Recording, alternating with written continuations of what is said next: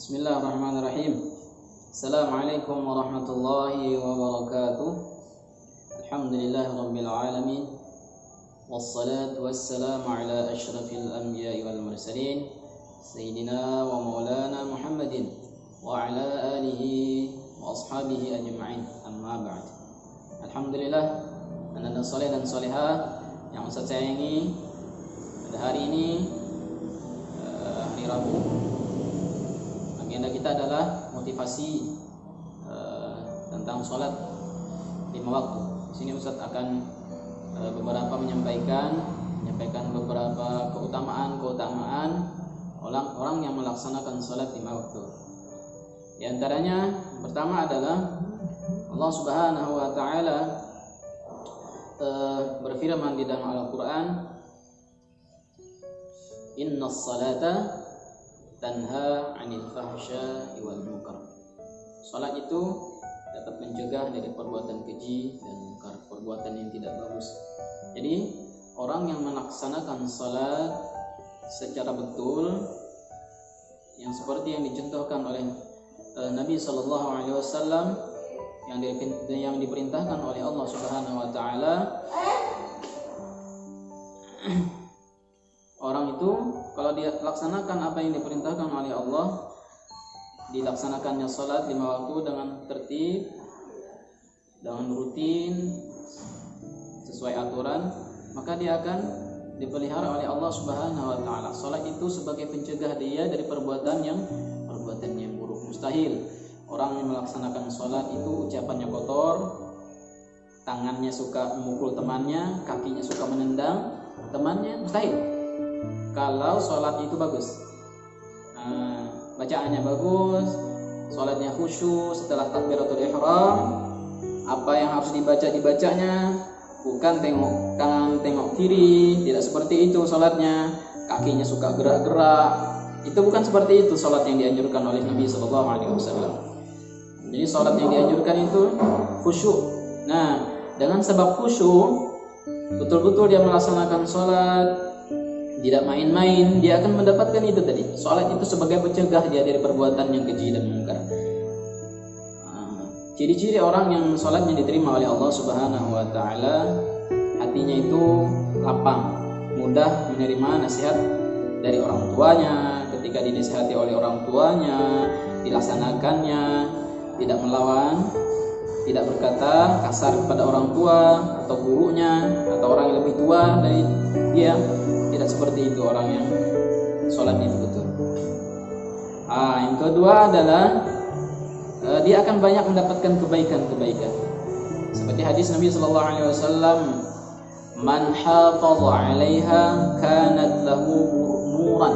Barang siapa hafazah, memelihara atau salat, dia akan mendapatkan nuran, nur dari Allah Subhanahu wa taala. Allah yang memberikan nur itu, cahaya. Cahaya seperti apa? Apakah cahaya seperti lampu? Tidak.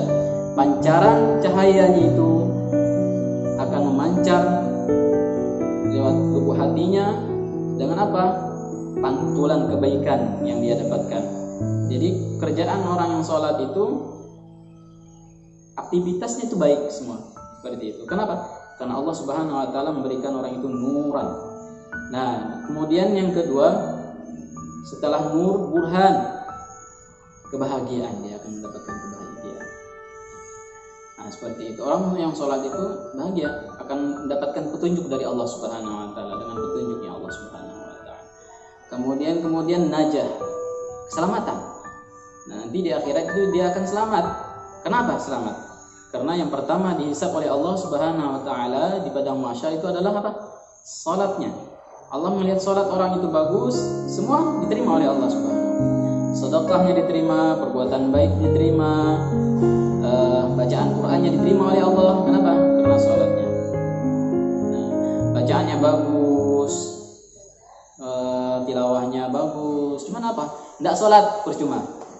Sedekah setiap hari, sedekah kasih temannya makanan, cuman tidak sholat, atau sholatnya main-main. Apa sholatnya main-main, tidak diterima oleh Allah Subhanahu wa taala, sedekahnya pun tidak diterima, kebaikannya pun tidak diterima oleh Allah Subhanahu wa taala. Nah, ancaman orang yang tidak sholat sebaliknya dia tidak mendapatkan nur dari Allah Subhanahu wa taala. Makanya lihat orang yang tidak sholat, susah dikasih tahu, melawan sama orang tuanya, membentak sama gurunya, tidak taat lagi. Coba lihat hasilnya. Mungkin nilainya jelek nanti, rapotnya tidak bagus, dimusuhi temannya, tidak ada yang mau berteman sama dia. Kenapa? Karena jahat, perbuatannya tidak bagus. Tidak ada nur yang dikasih oleh Allah Subhanahu wa taala karena dia tidak melaksanakan, tidak menjaga sholat 5 waktunya. Kemudian dia tidak mendapatkan petunjuk dari Allah Subhanahu wa taala. Dan kemudian dia tidak mendapatkan keselamatan. Khususnya nanti di padang mahsyar, semua dikumpulkan oleh Allah Subhanahu wa taala dari Nabi Adam, umatnya, kemudian nabi-nabi dan seterusnya sampai Nabi Muhammad SAW dikumpulkan. Berapa triliunan orang yang ada di situ? Semua dikumpulkan oleh Allah Subhanahu wa taala. Langsung Allah Subhanahu wa taala menghisab, menghitung. Oh, si A perbuatan ini apa nih? Apakah dia sholat setiap harinya? Apabila si A ini sholat, sudah diterima semuanya, aman sudah si A. Nah, itu seperti itu contohnya. Nah, barang siapa yang tidak melaksanakan, tidak menjaga sholat 5 waktu, bolong-bolong sholatnya, subuhnya terlambat, subuhnya jam 7. Nah, itu teman siapa nanti? Temannya adalah Qarun, Fir'aun, Haman. Nah, orang-orang itulah, orang-orang yang menentang Allah Subhanahu wa taala, itulah nanti temannya di padang mahsyar, di dalam neraka tempatnya nanti. Nah, seperti itu ananda sholih dan solehah.